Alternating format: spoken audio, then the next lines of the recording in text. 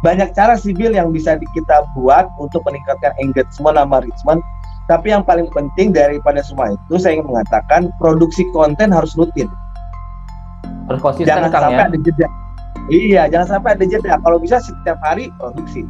Setiap hari produksi gitu kan. Dan itu produksi itu kan tantangannya banyak.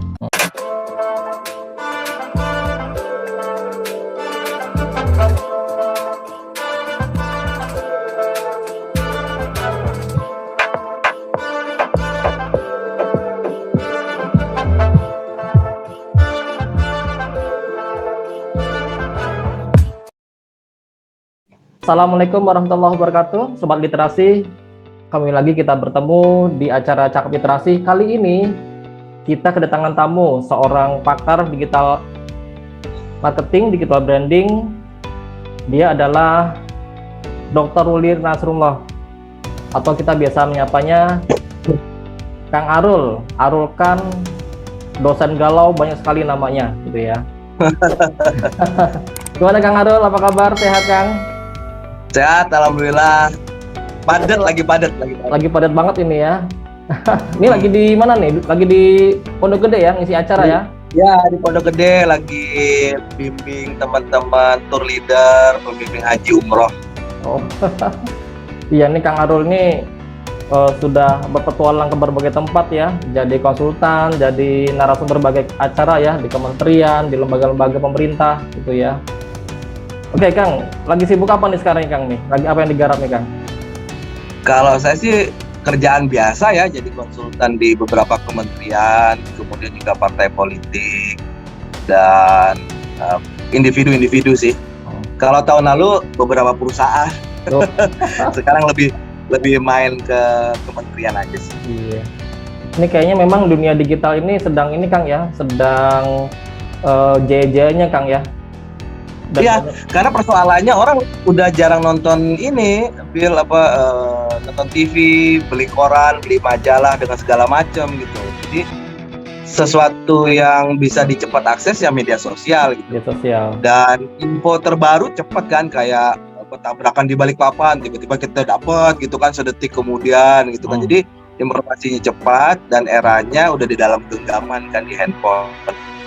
Dan sekarang juga orang membuat citra branding, terus lagi bahkan mencari uang ya, itu lewat media sosial nih Kang. Nih Kang Arul sebagai pakar media sosial, pakar digital marketing, bagaimana sih Kang cara mengoptimalkan gitu? Kita semua punya media sosial ya, apakah itu YouTube, Facebook, Instagram, Twitter dan lain-lain. Nah, tapi masih banyak orang Kang, termasuk saya nih agak kesulitan untuk mengoptimalkan gitu.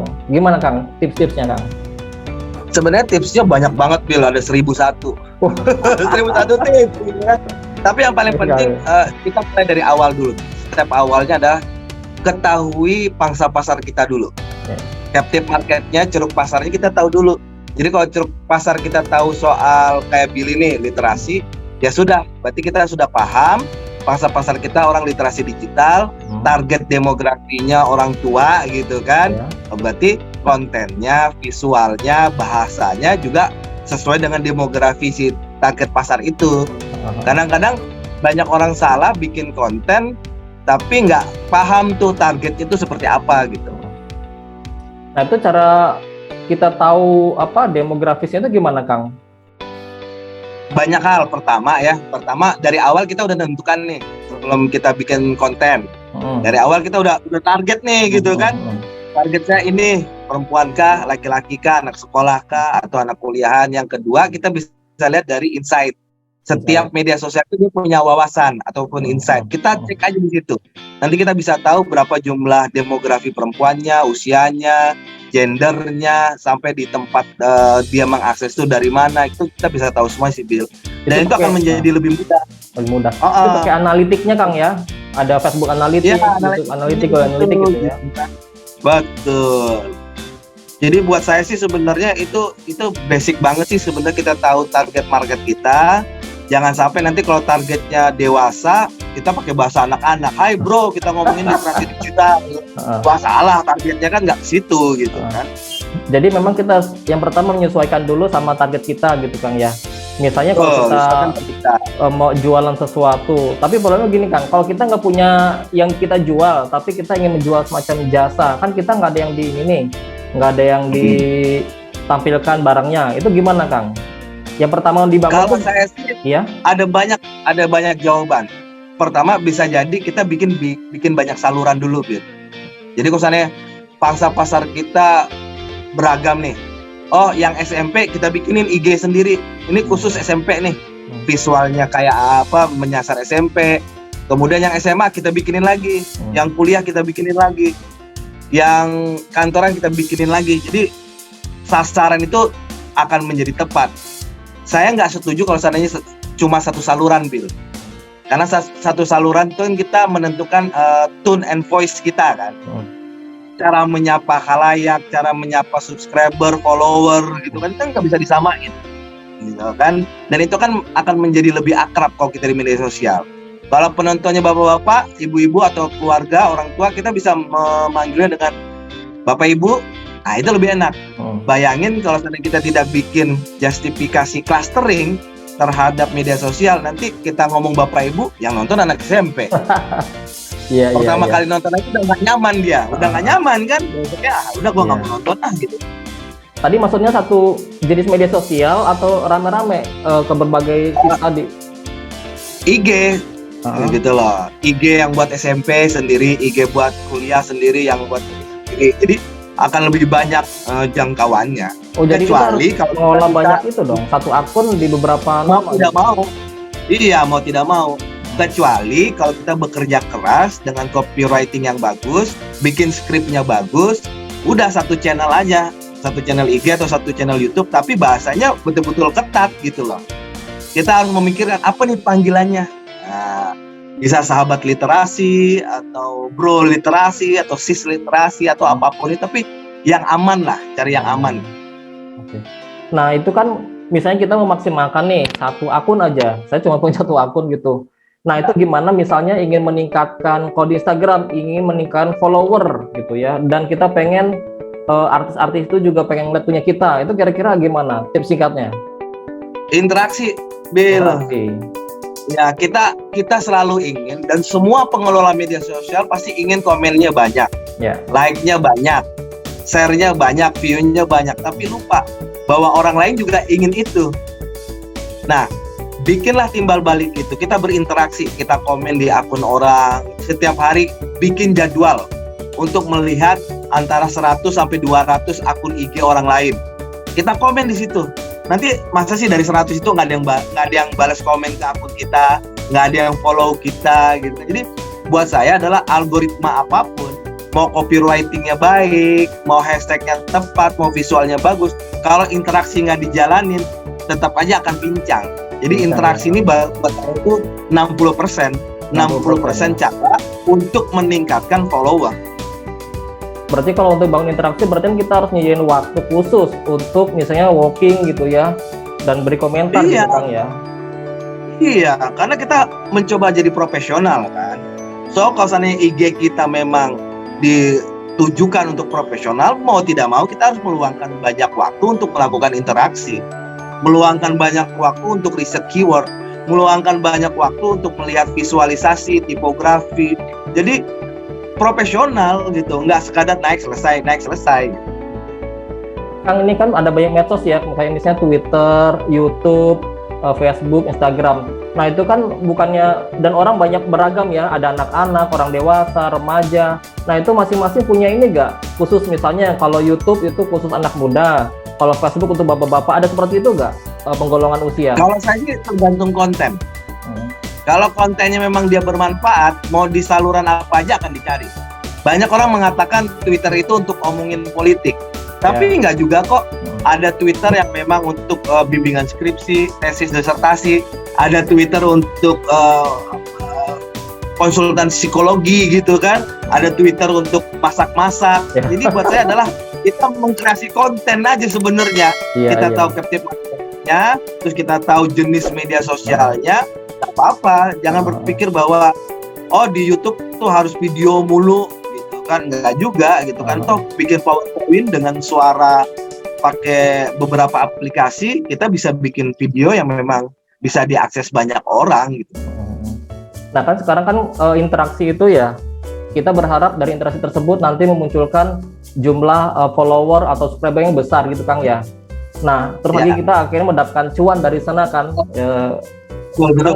Iya, sekarang udah selain YouTube sekarang dibuka Facebook ya, ada TikTok. Nah itu kira-kira gimana Kang, bangun interaksi yang intens dengan dengan penonton kita, pengunjung kita, sehingga mereka mau datang terus ke ini. Mungkin kita perlu bikin acara khusus gitu supaya mereka tertarik. Itu salah satu. Ada salah banyaknya juga. Ada salah banyak. Karena ada yang berpikir bahwa kita harus ngikutin tren. Jadi trendingnya apa?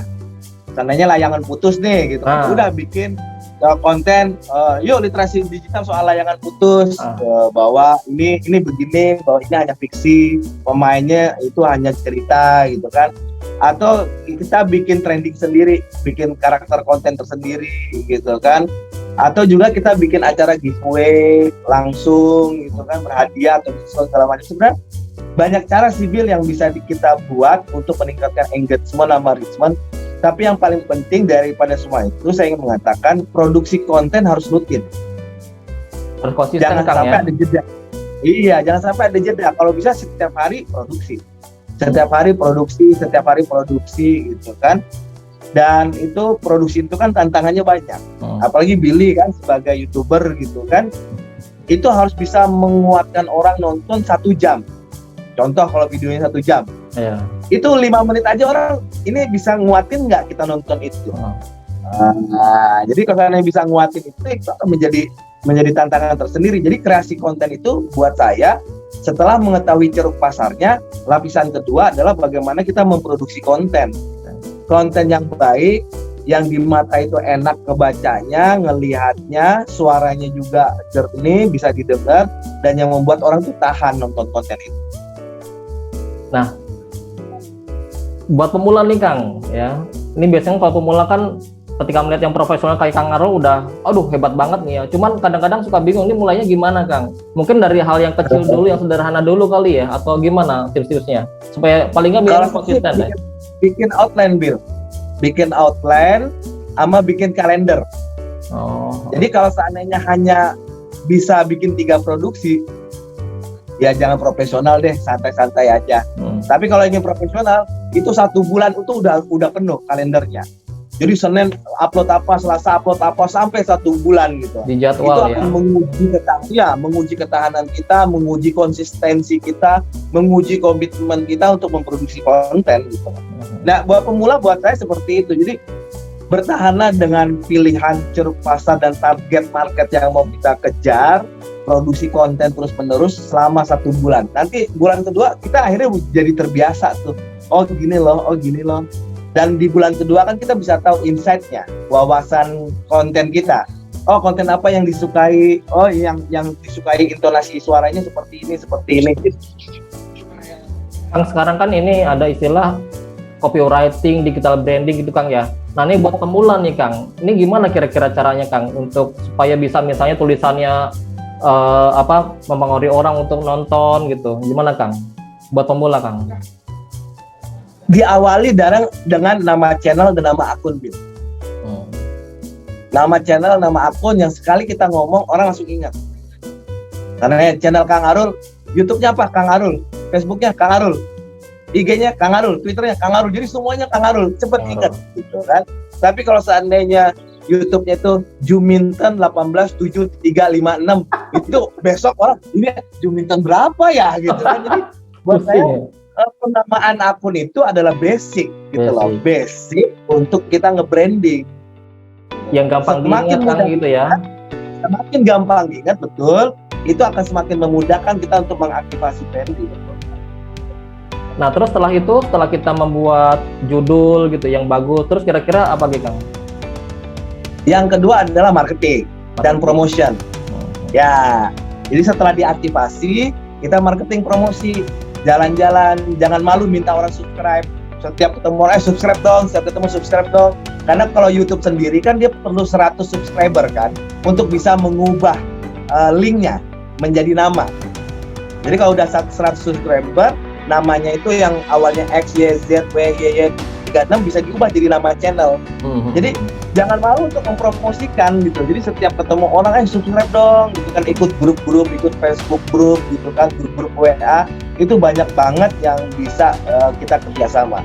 Saya ingin mengatakan bahwa menjadi konten kreator yang ala-ala itu effortnya akan berbeda dengan menjadi konten kreator yang profesional, gitu loh. Itu semua energinya harus disucurahkan kalau profesional. Nah, kira-kira nih Kang, biasanya kan orang untuk terjun ke dunia secara profesional saya kira kurang ini ya, apalagi dia masih punya kesibukan di kantor, pekerjaan gitu. Nah, kira-kira waktu yang memadai lah untuk membangun branding, membangun akun yang bagus itu kira-kira berapa lama dalam sehari Kang? Kalau saya sih sebenarnya dalam sehari kita bisa ngerjain dalam waktu 1 bulan kok, Bill. Untuk bikin jadwal Saya itu ya? Saya mengerjakan salah satu YouTube saya yang terbaru, itu cukup pakai PowerPoint, kemudian suaranya saya pakai aplikasi. Jadi saya nggak ngomong, jadi saya tinggal ngetik, pakai teks, nanti di-convert oleh aplikasi itu, dia langsung bisa ngomong lewat aplikasi. Jadi dalam waktu 5 menit saya jadi satu video gitu kan, nanti bikin lagi jadi satu. Jadi yang kuat itu adalah aspek planning, perencanaan. Kita tahu sebulan bikin apa, naskahnya kayak gimana, sumber-sumber visualnya seperti apa. Kalau itu udah dapat, enak kita ngebuatnya. Terus kalau risetnya gimana Kang? Kan nggak sembarangan kan kalau bikin, meskipun planning banyak tapi kan harus ada kedalaman. Iya. Risetnya adalah lihat, misalnya kita di YouTube kita lihat, ini channel yang ini banyak nggak, gitu kan? Oh, channel olahraganya udah terlalu banyak nih. Olahraganya pas sepak bola, oh yang sepak bola udah banyak nih. Yang membedakan apa, gitu kan? Nah, kita harus cari faktor pembedanya, gitu kan. Entah faktor pembedanya dari suara, entah faktor pembedanya dari gayanya, intonasinya, atau lucu-lucunya. Jadi kita harus punya pembeda. Oke Kang, ini kayaknya udah ini ya, di sela kegiatan ini kayaknya udah hampir habis ini waktunya. Udah dicolek-colek. Oke, yang terakhir deh Kang, gimana kira-kira nasihat buat para pemula yang ingin terjun dalam dunia profesional ini, media sosial, sehingga bisa mendapat cuan, bisa jadi penghasilan ini full gitu? Ya, kalau saya sederhana, konsisten memproduksi konten, itu aja. Soal dia dapat penghasilan, soal dia terkenal, populer, jadi selebritis, itu hanya efek samping aja sih sebenarnya. Yang kita konsisten dulu, kita yakin bahwa konten kita pasti akan ada yang lihat, akan ada yang nonton. Konsisten, gitu lah. Soal materi, uang, atau monetisasi, itu tuh efek aja sebenarnya. Yang kita cari kan sebenarnya bukan itu yang utama kan, tapi transferannya kan. Nah, itu dia. Akhirnya disebut juga. Oke, terima kasih Kang Arul. Terima kasih atas waktunya Sobat Literasi. Saya kira banyak sekali manfaat yang bisa diambil dari diskusi ini. Kang Arul, semoga sukses, selalu sehat Kang Arul ya. Semoga bisa gabung lagi di acara ini.